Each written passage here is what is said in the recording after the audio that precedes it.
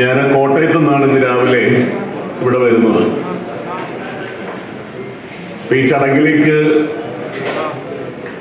എന്നെ ക്ഷണിക്കുമ്പോൾ ഈ പുസ്തക പ്രകാശനത്തിന്റെ കാര്യം പ്രിയങ്കരനായ ശ്രീ നവാസ്ജി എൻ്റെ അടുത്ത് സൂചിപ്പിച്ചു. അപ്പൊ അതിലെന്നെ ഏറ്റവും ആകർഷിച്ച ഒരു ഘടകം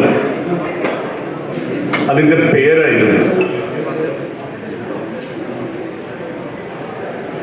ആ താലിമാല തേടി ആരും വന്നില്ല എന്ന ആ പേര് കേട്ടപ്പോൾ,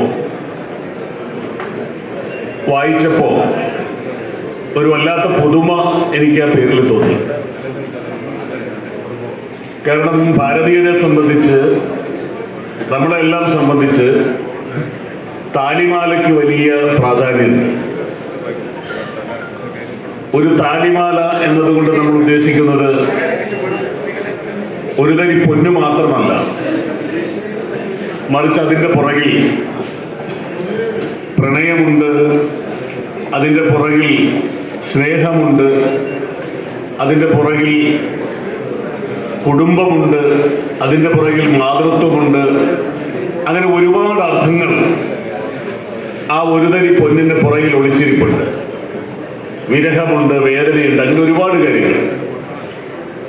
അപ്പൊ അങ്ങനെയുള്ള ആ താലിമാല തേടി ആരും വന്നില്ല എന്ന് പറയുമ്പോൾ അതിൻ്റെ പുറകിലും എന്തോ ഉണ്ടല്ലോ എന്നൊരു ആലോചന വന്നു. പക്ഷെ പിന്നീടാണ്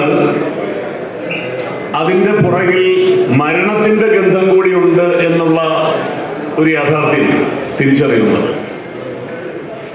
പ്രത്യേകിച്ചും കണ്ണൂർ പോലുള്ള, തലശ്ശേരി പോലുള്ള പ്രദേശങ്ങളിൽ ഒരു കാലഘട്ടങ്ങളിൽ നടന്നിരുന്ന രാഷ്ട്രീയ കൊലപാതകങ്ങളുടെ നീറുന്ന, ഞെട്ടിപ്പിക്കുന്ന, വേദനിപ്പിക്കുന്ന അനുഭവങ്ങളുടെ കൂട്ടിച്ചേർക്കലുകളാണ് ആ പുസ്തകം എന്നറിയുമ്പോൾ തീർച്ചയായും അതിന് വലിയ പ്രാധാന്യമുണ്ട്. ഒരാളുടെ ഭാവനയ്ക്കപ്പുറത്ത് നിന്നുകൊണ്ട് അത് അനുഭവക്കുറിപ്പുകളായി മാറുമ്പോൾ യാഥാർത്ഥ്യങ്ങളെ രേഖപ്പെടുത്തിയതാകുമ്പോൾ തീർച്ചയായും മറ്റു പുസ്തകങ്ങളിൽ നിന്നും ഈ പുസ്തകത്തെ മാറ്റി നിർത്തുന്ന അതാണ് എന്ന് ഞാൻ വിശ്വസിക്കുന്നു. ഞാൻ ദീർഘിപ്പിക്കുന്നില്ല. ഇവിടെ ബഹുമാനപ്പെട്ട ഫാദർ മൈക്കിൾ വെട്ടിക്കാട് സൂചിപ്പിച്ച പോലെ പ്രിയങ്കരനായ നവാസി ഏതാണ്ട് 35 വർഷക്കാലം രാഷ്ട്രദീപികയുടെ ഭാഗമായിരുന്നുവെങ്കിൽ ഏതാണ്ട് 15 വർഷക്കാലം അദ്ദേഹം കേരള വിഷന്റെയും ഭാഗമായിരുന്നു. കേരള വിഷന്റെ കണ്ണൂർ ജില്ലയിലെ ഏറ്റവും പ്രധാനപ്പെട്ട ഡിസ്ട്രിബ്യൂട്ടറായിട്ടുള്ള കണ്ണൂർ വിഷന്റെ ഏറ്റവും പ്രധാനപ്പെട്ട ഒരു പ്രോഗ്രാമിന്റെ അവതാരകനായിരുന്നു പ്രിയങ്കരനായ നവാസ്ജി. അപ്പൊ അങ്ങനെ ഒരു ബന്ധം അദ്ദേഹവുമായി ഞങ്ങൾക്കുണ്ട്. എന്തായാലും ഒരുപക്ഷെ ഈ കണ്ണൂരിന്റെ അല്ലെങ്കിൽ തലശ്ശേരിയുടെ പരിമിതികൾക്കുള്ളിൽ നിൽക്കേണ്ട ആളല്ല പ്രിയങ്കരനായ നവാസ്ജി എന്ന് നമുക്കറിയാം. കാരണം അദ്ദേഹം മുഖ്യധാരാ മാധ്യമങ്ങളിലേക്ക് വന്നിരുന്നുവെങ്കിൽ ഒരുപക്ഷെ ഇന്ന് നമ്മൾ കാണുന്ന ഡോക്ടർ അരുണിൻ്റെയോ അല്ലെങ്കിൽ നമ്മുടെ ശ്രീകണ്ഠൻ നായരുടെയോ അതൊക്കെ ആ ഒരു ഗണത്തിലേക്ക് വരേണ്ട, അതിന് കാലിബറുള്ള, അതിന് കഴിവുള്ള ഒരു വ്യക്തിയാണ് ബഹുമാനപ്പെട്ട ശ്രീ നവാസ്ജി.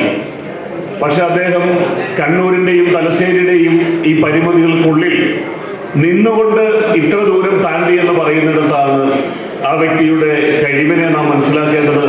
തീർച്ചയായും ഇനിയും വരും കാലങ്ങളിൽ ഇത്തരം തീഷ്ണതയുള്ള അനുഭവക്കുറിപ്പുകളും ഭാവനകൾ സമ്പന്നമായ പുസ്തകങ്ങളുമായി വരാൻ കഴിയട്ടെ എന്ന് ആത്മാർത്ഥമായി ആശംസിച്ചുകൊണ്ട് അതിന് കേരള വിഷന്റെ എല്ലാവിധ പിന്തുണയും അറിയിച്ചുകൊണ്ട് ഞാൻ അവസാനിപ്പിക്കുന്നു. നന്ദി, നമസ്കാരം.